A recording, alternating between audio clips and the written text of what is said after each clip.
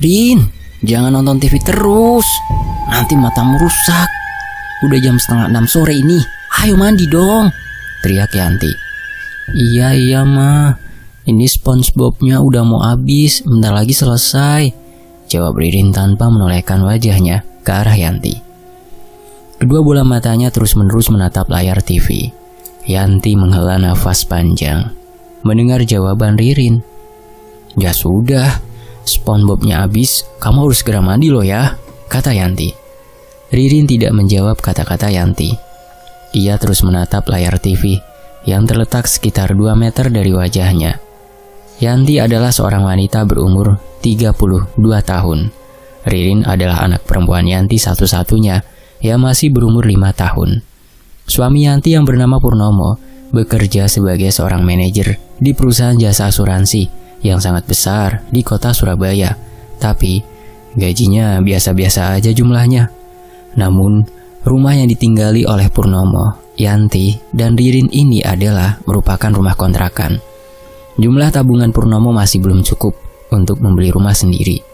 Rumah 2 lantai yang dikontrak oleh Purnomo tersebut memiliki luas tanah sekitar 300 meter persegi dan sudah berusia cukup tua. Mungkin usianya sudah sekitar 30 atau 40 tahun. Bangunannya sebenarnya masih kokoh, namun sudah terlihat kurang terawat. Biaya kontrak per tahunnya sangat murah. Jadi, Purnomo memutuskan untuk mengontrak rumah ini. Letak rumah ini ada di daerah Surabaya Utara, yang merupakan kawasan tua kota Surabaya. Mereka bertiga baru saja menempati rumah kontrakan ini selama 1 tahun. Sebelumnya, mereka bertiga menumpang tinggal di rumah orang tua Purnomo. Namun, karena terjadi percekcokan antara Yanti dan ibu dari Purnomo setahun yang lalu, maka mereka bertiga memutuskan untuk berpindah tempat tinggal ke rumah kontrakan ini. Tidak pernah terjadi apa-apa di dalam rumah kontrakan ini. Mereka bertiga juga tidak pernah mengalami sesuatu yang janggal selama bertempat tinggal di rumah kontrakan ini. Rin, SpongeBob-nya dilanjutkan nontonnya nanti saja, kan bisa di playback. Ayo, kamu mandi sekarang. Sudah kata-kata Yanti terhenti secara mendadak. Listrik di dalam rumah kontrakan ini mendadak padam. Seluruh ruangan di dalam rumah kontrakan ini menjadi gelap sekali. Hanya ada cahaya matahari senja yang redup dan samar-samar menyinari ruangan keluarga melalui jendela-jendela transparan di dinding ruang tersebut. Wah, sialan, lampu mati, kata Yanti dengan suara yang terdengar penuh dengan rasa jengkel. Ririn takut. Terdengar suara Ririn yang menjerit ketakutan. Yanti tidak menanggapi teriakan ketakutan Ririn. Ririn takut. Ririn kembali menjerit ketakutan. Iya Rin, Mama tahu kamu takut. Udah, kamu duduk di situ. Jangan menjerit-jerit lagi. Mama mau cari senter atau lilin di gudang belakang, jawab Yanti dengan suara yang terdengar penuh rasa marah dan jengkel. Ririn ikut, teriak Ririn sambil berlari menuju ke tubuh Yanti. Puk. Tubuh Ririn terjerembab ke belakang. Tubuhnya seperti terbentur sesuatu yang berukuran besar. Aduh, Ririn menjerit kecil. Rin, kenapa kamu? Tanya Yanti. Ririn terbentur, nggak tahu terbentur apa, jawab Ririn dengan suara yang terdengar penuh dengan rasa takut. Kamu pasti tadi terbentur sofa. Ayo, kamu jadi ikut Mama ke gudang belakang nggak? Jawab Yanti. Bukan sofa, Mah, jawab Yanti dengan suara yang terdengar terbata-bata. Yanti tidak menjawab kata-kata Ririn. Ia terus berjalan menuju ke gudang belakang. Ririn ikut. Ririn jangan ditinggal. Ririn berteriak kecil sambil berlari mengikuti langkah kaki Yanti. Sekitar 1 menit kemudian, mereka berdua telah sampai di depan pintu ruangan gudang belakang. Pintu ruangan gudang belakang itu terlihat sangat tua dan catnya sudah mengelupas di sana-sini. Yanti membuka pintu ruangan gudang belakang itu secara perlahan-lahan. Bagian dalam ruangan gudang belakang itu terlihat sangat gelap sekali dan kotor. Yanti melangkah masuk ke dalam ruangan gudang belakang itu. Bau ruangan gudang belakang itu seperti bau kotoran tikus dan kecoa. Busuk sekali. Ririn, kamu tunggu di luar. Mama cari senter atau lilin dulu di dalam sini, kata Yanti sambil menolehkan wajahnya ke arah wajah Ririn. Ririn tidak menjawab. Ia hanya menganggukkan kepalanya satu kali. Ruangan gudang belakang itu berukuran cukup besar. Yanti merasa kesulitan mencari senter atau lilin di dalam ruangan gudang belakang yang cukup besar dan sangat gelap ini.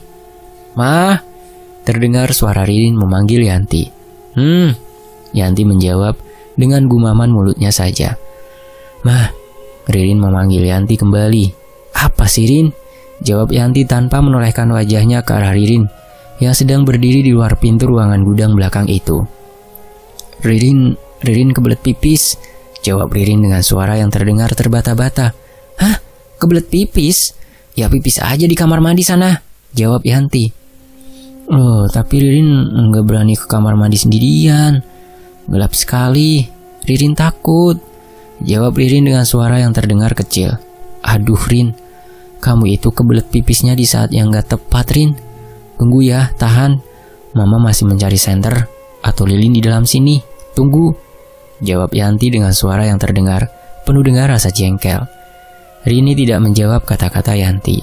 Tidak terdengar suara apa-apa selama 1 menit berikutnya.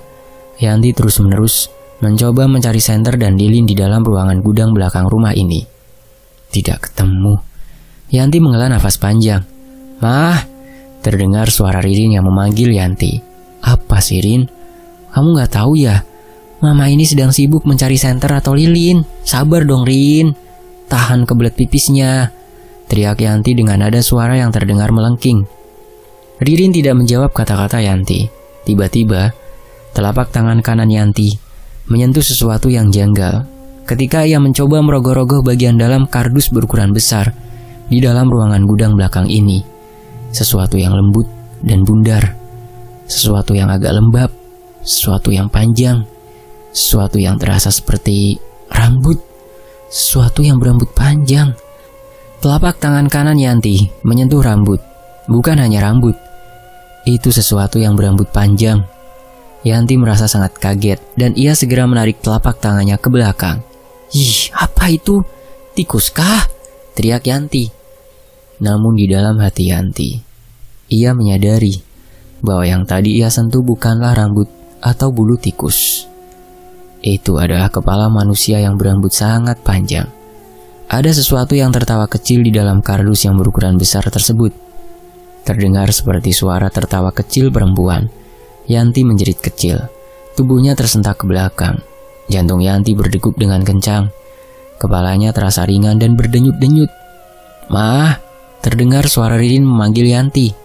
Yanti segera membalikkan tubuhnya dan berjalan dengan cepat meninggalkan ruangan gudang belakang itu. Kaki kiri Yanti tersandung sesuatu yang agak panjang. Yanti segera membungkukkan tubuhnya dan menemukan ada satu buah senter yang tergeletak di atas lantai ruangan gudang belakang itu. Yanti segera memungut senter itu dan menyalakannya. Ketika Yanti sudah berada di luar ruangan gudang belakang itu, telapak kaki kanannya menyentuh genangan air. Yanti segera mengarahkan cahaya senternya ke arah lantai. Ada genangan air yang cukup banyak di atas lantai. Yanti mengarahkan cahaya senternya ke arah depan, ke arah Ririn yang sedang berdiri dengan posisi tubuh yang terlihat canggung, sekitar 2 meter di depannya. Yanti segera berteriak, "Ririn, kamu ngompol ya?" Ririn tidak menjawab. "Ririn!" teriak Yanti. Ririn tetap tidak menjawab. Yanti berjalan dengan cepat menuju ke tempat di mana Ririn sedang berdiri dengan kepalanya yang menunduk ke bawah. "Ririn, kamu ngompol ya? Ayo jawab," teriak Yanti sambil mengguncang-guncang bahu kiri Ririn menggunakan telapak tangan kirinya. Nafas Yanti terdengar memburu dan terengah-engah. Nafas Ririn terdengar sunyi. Tidak terdengar ada suara nafas Ririn. Yanti mengarahkan cahaya senternya ke arah bagian wajah Ririn yang sedang menunduk ke bawah. Ririn perlahan-lahan mendongakkan wajahnya ke atas. Cahaya senter menerangi wajah Ririn dengan jelas. Yanti tersentak kaget. Tubuhnya terhuyung mundur ke belakang sebanyak 2 langkah. Wajah yang ia sedang sinari dengan cahaya senter itu bukanlah wajah Ririn. Wajah yang ia sedang sinari dengan cahaya senter itu terlihat pucat. Wajah yang ia sedang sinari dengan senter itu terlihat keriput dan terlihat seperti wajah nenek-nenek. Kedua bola mata nenek-nenek itu berwarna hitam pekat dan berukuran sangat besar. Hidungnya terlihat pesek, bibirnya terlihat tipis, sedang tersenyum lebar. Tidak ada satupun gigi yang terlihat di balik bibir. Nenek-nenek bertubuh pendek itu, pakaian yang dikenakan nenek itu sama persis dengan pakaian yang dikenakan Ririn. Rambut nenek-nenek itu terlihat persis sama dengan rambut Ririn yang panjang, namun wajahnya jauh berbeda dengan wajah Ririn. Nenek bertubuh pendek itu terus mengeluarkan cairan kekuningan dari dalam celana pendeknya. Yanti menjerit ketakutan dan berlari meninggalkan bagian depan ruangan gudang belakang itu. Terdengar suara tertawa nenek-nenek itu yang terdengar melengking dan menggema. Yanti telah sampai di ruangan keluarga. Ia segera mendudukkan tubuhnya di atas sofa. Nafasnya terengah-engah. Jantungnya berdegup dengan sangat kencang. Tiba-tiba, Yanti teringat akan sesuatu. Di mana Ririn? Ia segera beranjak dari sofa dan berlari menuju ke ruangan gudang belakang. Ketika ia telah sampai di bagian depan gudang belakang rumah itu, ia merasa bahwa tubuhnya bergemetaran hebat. Yanti memeriksa bagian depan ruangan gudang belakang dengan cahaya senternya. Kedua telapak tangannya bergemetaran hebat, hatinya terasa sangat takut. Namun, untunglah, nenek-nenek yang menakutkan itu telah menghilang. Yanti segera membuka pintu ruangan gudang belakang rumah itu. Ia menghambur masuk ke dalam ruangan gudang belakang itu sambil berteriak, "Ririn, Rin, kamu ada di dalam sini? Rin, jawab mama, Rin." Tidak terdengar ada jawaban dari dalam ruangan gudang belakang rumah itu. Yanti menyinari bagian dalam ruangan gudang belakang itu menggunakan cahaya senternya. Ia membongkar dan menggeser semua kardus, lemari, dan barang-barang lainnya di dalam ruangan gudang belakang itu. Tidak ada Ririn di dalam ruangan gudang belakang rumah itu. "Ririn, kamu di mana?" teriak Yanti dengan suara yang terdengar melengking. Terdengar suara tertawa kecil perempuan di dalam salah satu kardus di sana. Bukan suara tertawa Ririn. Itu suara tertawa perempuan yang tadi ia dengar di dalam kardus beberapa menit yang lalu. Yanti menjerit ketakutan. Tiba-tiba terdengar suara teriakan Ririn dari arah ruang keluarga. "Mah, Mama!" Yanti segera berlari menuju ruangan keluarga. Rini tidak ada di ruangan keluarga. "Mah, Mama!" Terdengar suara teriakan Ririn dari arah ruang makan. Yanti segera berlari ke ruang makan. Ririn tidak ada di ruangan makan. Terdengar lagi suara Ririn dari arah lantai 2. Yanti berteriak marah. "Ririn, kamu jangan main-main ya!" Terdengar suara tertawa kecil Ririn dari arah lantai 2. "Awas ya kamu, Rin!" teriak Yanti sambil berlari menaiki tangga rumah menuju ke lantai 2. "Mah, Mama!" Terdengar suara teriakan Ririn dari arah dalam ruangan kamar mandi di lantai 2. Yanti segera berlari masuk ke dalam ruangan kamar mandi itu. Ia menyinari bagian dalam ruangan kamar mandi itu menggunakan cahaya senternya. Terlihat Ririn sedang duduk di atas kloset kamar mandi. Rambutnya yang panjang terlihat menutupi seluruh wajahnya. "Ririn, ngapain kamu dari tadi teriak-teriak memanggil Mama? Kamu juga ngapain di dalam kamar mandi ini?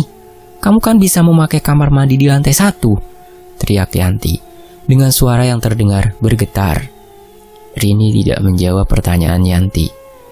Tiba-tiba Ririn tertawa terkekeh-kekeh. Suara tertawanya terdengar seperti suara nenek-nenek. Yanti segera menyadari bahwa yang sedang duduk di atas kloset tersebut adalah bukan Ririn. Itu adalah nenek-nenek yang menyeramkan.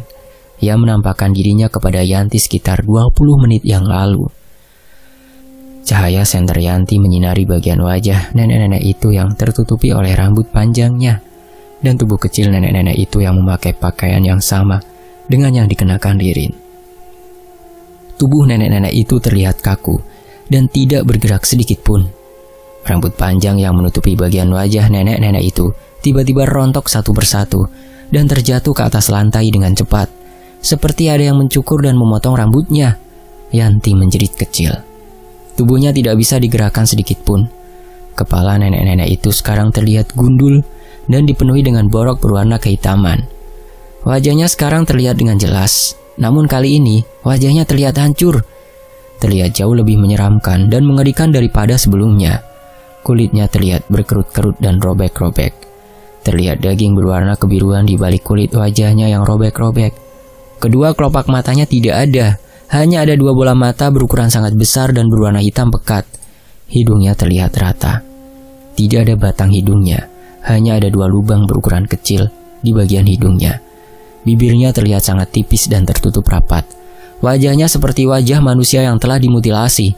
Kedua bola mata Yanti terpaku, memandangi wajah nenek-nenek itu. Ia tidak bisa mengedipkan kedua kelopak matanya. Yanti merasa bahwa ia telah berdiri di sana, menatap wajah nenek-nenek itu selama berjam-jam. Namun, tubuhnya tidak bisa digerakkan sedikit pun. Kedua kakinya terasa sangat lelah. Tubuhnya terasa kaku dan kedinginan. Kedua bola mata nenek-nenek itu juga terus memandangi wajah Yanti. Benar-benar terasa janggal dan menyeramkan. Nenek-nenek itu tiba-tiba melompat dengan cepat ke arah tubuh Yanti, dan lampu senter Yanti tiba-tiba padam. Yanti menjerit ketakutan. Waktu itu sudah pukul sekitar 10 malam. Listrik di dalam rumah kontrakan ini sudah menyala kembali. Purnomo baru saja sampai di rumah ini ketika ia mendengar ada suara teriakan perempuan dari arah ruangan kamar mandi di lantai 2. Teriakan itu terdengar seperti suara teriakan ketakutan istrinya. Purnomo segera berlari menaiki tangga rumah menuju ke lantai 2. Ia segera memasuki ruangan kamar mandi di lantai 2. Purnomo menemukan Yanti yang sedang pingsan di dalam ruangan kamar mandi di lantai 2. Ia tidak melihat ada Ririn di dalam ruangan kamar mandi itu. Purnomo segera menampar-nampar wajah Yanti dengan perlahan-lahan untuk membangunkan Yanti dari kondisi pingsannya. Yanti terbangun dengan cepat. Ia mendorong tubuh Purnomo dengan cepat. Yanti menjerit ketakutan. Bagian lengan dan pahanya dipenuhi oleh luka-luka cakaran. Jari-jari tangan Yanti juga terlihat memar, merah, dan dipenuhi dengan luka-luka sayatan. Darah segar meleleh dari dalam luka-luka cakaran dan sayatan tersebut. Purnomo segera memeluk tubuh Yanti. Tubuh Yanti terasa kaku dan dingin. Purnomo terus memeluk tubuh Yanti. Perlahan-lahan, tubuh Yanti mulai melemas dan menghangat. Yanti menangis sesenggukan dan menceritakan apa yang ia alami kepada Purnomo. Purnomo dan Yanti sudah berusaha mencari Ririn di seluruh penjuru rumah kontrakan itu. Namun, mereka berdua tidak bisa menemukan Ririn. Mereka memutuskan untuk melaporkan hilangnya Ririn ke kantor polisi. Namun para polisi tidak mempercayai cerita Yanti. Bahkan, mereka mencurigai Purnomo dan Yanti sebagai dalang di balik hilangnya Ririn. Purnomo dan Yanti menjalani pemeriksaan kepolisian selama beberapa hari. Akhirnya, para polisi tidak menetapkan Purnomo dan Yanti sebagai tersangka di balik menghilangnya Ririn, karena mereka tidak memiliki bukti yang kuat untuk menangkap dan mendakwa Purnomo dan Ririn. Para polisi menduga bahwa ada seseorang yang masuk ke dalam rumah kontrakan Purnomo melalui pintu atau jendela yang terbuka dan menculik Ririn ketika listrik sedang padam. Menurut Yanti, hal itu tidaklah mungkin bisa terjadi. Ririn pasti menjerit ketakutan jika tubuhnya tiba-tiba dipeluk atau diseret dengan kasar oleh orang asing. Dan Yanti pasti mendengar jeritan Ririn. Yanti tetap percaya bahwa Ririn pasti telah diculik oleh nenek-nenek di rumah kontrakan ini. Purnomo dan Yanti sudah beberapa kali meminta bantuan orang-orang pintar dan para pemuka agama untuk menemukan Ririn. Tidak ada satupun dari mereka semua yang berhasil menemukan Ririn. Sekitar 1 bulan kemudian, Purnomo mengajak Yanti untuk berpindah tempat tinggal dan meninggalkan rumah kontrakan ini selamanya. Namun Yanti tetap ingin bertempat tinggal di rumah kontrakan ini. Ia takut jika ia berpindah rumah, ia tidak akan pernah menemukan Ririn, dan Ririn tidak akan bisa menemukan Yanti. Purnomo akhirnya membeli rumah ini dari pemiliknya sekitar 3 tahun yang lalu. Purnomo dan Yanti tetap bertempat tinggal di dalam rumah ini sampai sekarang, walaupun sudah sekitar 5 tahun berlalu semenjak kejadian mengerikan itu. Nenek-nenek itu sudah tidak pernah menampakkan dirinya lagi di dalam rumah kontrakan ini. Tidak pernah terjadi hal-hal yang janggal dan menakutkan lagi di dalam rumah kontrakan ini. Tidak jelas kenapa nenek-nenek itu menakuti Yanti. Tidak jelas kenapa nenek-nenek itu menampakkan dirinya kepada Yanti, melukai lengan, jari-jari dan paha Yanti. Dan juga kenapa Ririn tiba-tiba menghilang atau diculik oleh nenek-nenek itu. Yanti selama beberapa tahun terakhir ini terpaksa harus menemui psikiater dan mengkonsumsi beberapa obat penenang untuk mengatasi gangguan pada kejiwaannya akibat menghilangnya Ririn dan trauma karena kejadian yang mengerikan di malam itu. Purnomo dan Yanti tetap berharap bisa menemukan Ririn di dalam rumah kontrakan ini, atau Ririn tiba-tiba muncul di dalam rumah ini. Sekitar beberapa bulan yang lalu, Purnomo meminta beberapa tukang bangunan untuk menggali tanah di bagian taman rumahnya karena ada beberapa pipa air di bagian dalam tanah taman tersebut yang mendadak terputus secara misterius. Para tukang bangunan tersebut secara tidak sengaja menemukan jasad Ririn di dalam tanah bagian taman rumah Purnomo. Jasad Ririn tersebut masih memakai pakaian yang ia kenakan ketika ia menghilang. Jasadnya sudah berupa tulang belulang. Bagian belakang tengkoraknya terlihat remuk dan pecah, seperti ada seseorang atau sesuatu yang memukul bagian belakang kepalanya dengan sangat keras menggunakan benda tumpul yang sangat padat. Kemungkinan besar Ririn tewas ketika disebabkan pukulan yang keras tersebut di bagian belakang kepalanya. Tidak jelas siapa yang membunuh Ririn, nenek-nenek itu ataukah Yanti sendiri? Gimana komentarnya teman-teman? Kalau komentarku soal Yanti nih yang kayak ada gangguan jiwa gitu, plot twistnya di situ tuh. Ya, demikianlah sebuah kisah dari Owen Sidarta. Tony FS pamit. Mohon maaf kalau ada salah kata ya. Wassalamualaikum warahmatullahi wabarakatuh. Alhamdulillahirabbil alamin.